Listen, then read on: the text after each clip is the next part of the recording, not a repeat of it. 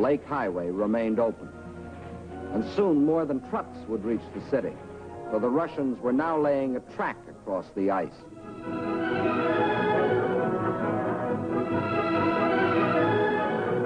To the heroes of Leningrad, says the inscription on this locomotive as it starts its pioneer voyage. From the far shore of the lake, it brings food, medicine, supplies of all kinds.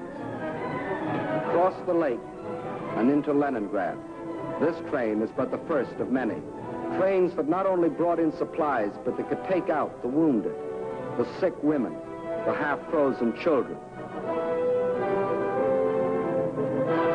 All those that needed better care. All winter long, the lake traffic continued. And all through that terrible winter, the men of the Red Army, outside the city, found the strength not only to defend, but to attack. Time after time, they hurled themselves against the invader, driving him inch by inch back from the city's outskirts.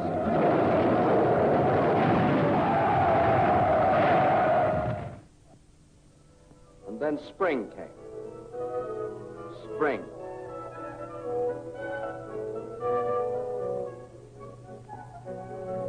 Outside Leningrad, the snows begin to thaw, and German bodies are washed from their icebox graves, mute evidence of Russian tenacity. The warm breath of spring is felt, too, on the frozen surface of Lake Ladoga, but the trucks continue to roll, even though the ice is melting beneath them.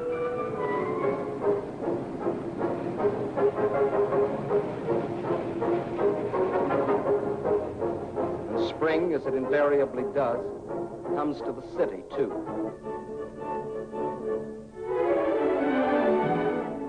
But spring is more than a new season to the people of Leningrad.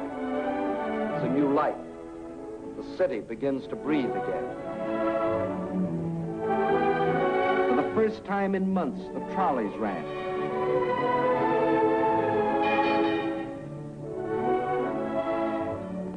That first day, it seemed that every man and woman and child in the city had to go for a ride.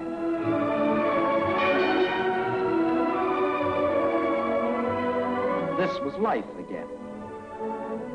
Life for the Leningrad children that weren't killed by Nazi bombs or by the horrible winter. Life for the Russian WACs, the women of the Red Army. And for the Russian waves, the women of the Red Fleet. And for the sailors of the fleet themselves, the artists of the famous ballet theater have come to offer entertainment.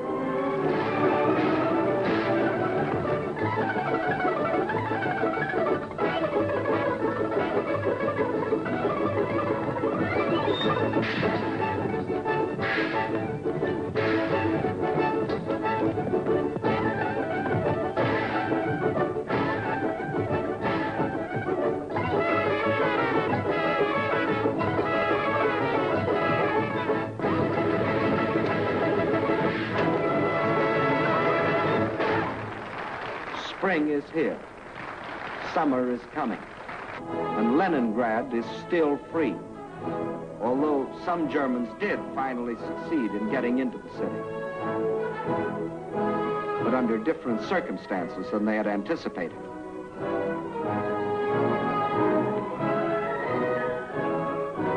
Yes, here too the legend of Nazi invincibility was shattered. Against the iron will and courage of a determined people. The citizens of Leningrad have proved that generals may win campaigns, but people win wars.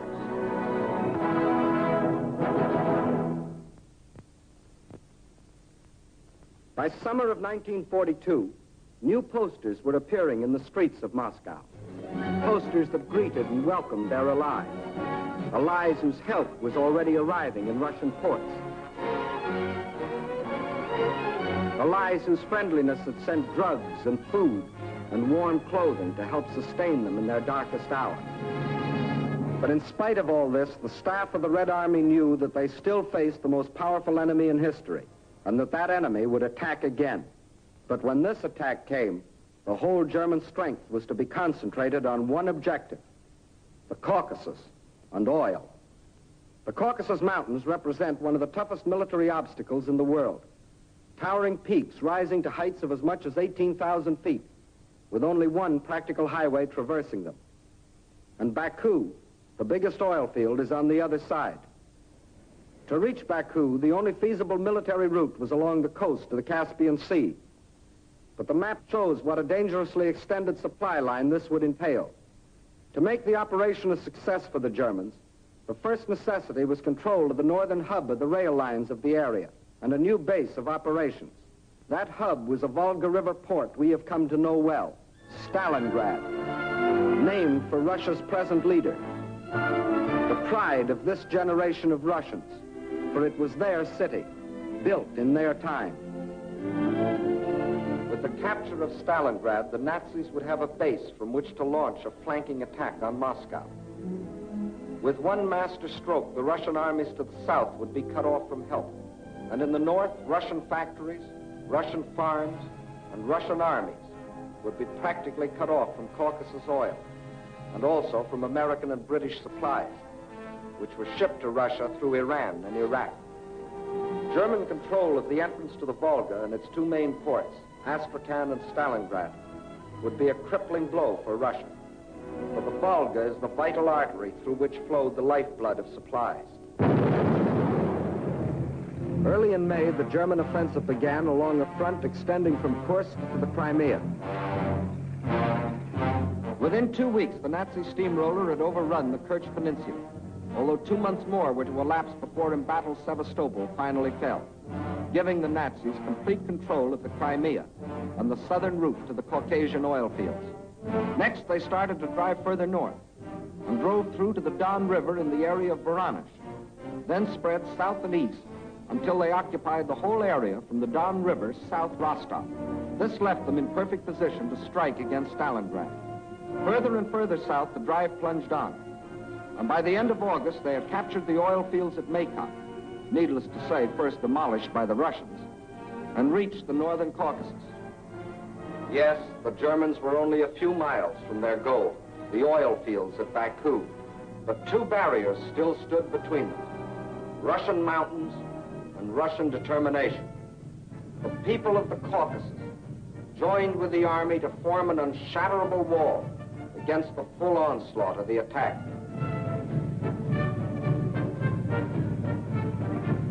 Further north, the Nazi pincers were within 15 miles of Stalingrad. This city had become the focal point of the whole campaign. Regardless of the cost, Stalingrad must be captured.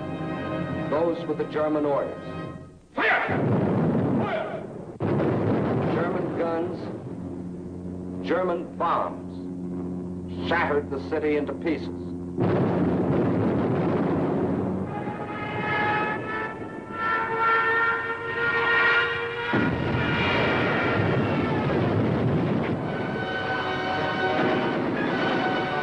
By September 20th, the Germans, after 30 days of grueling and ceaseless fighting, battled their way into the city's outskirts.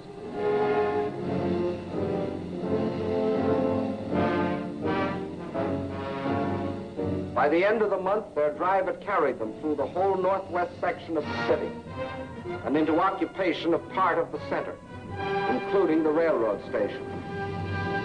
On the last day of September, Hitler announced that the fall of the city was only a matter of a few days. Once more, the world was afraid a Russian campaign was lost.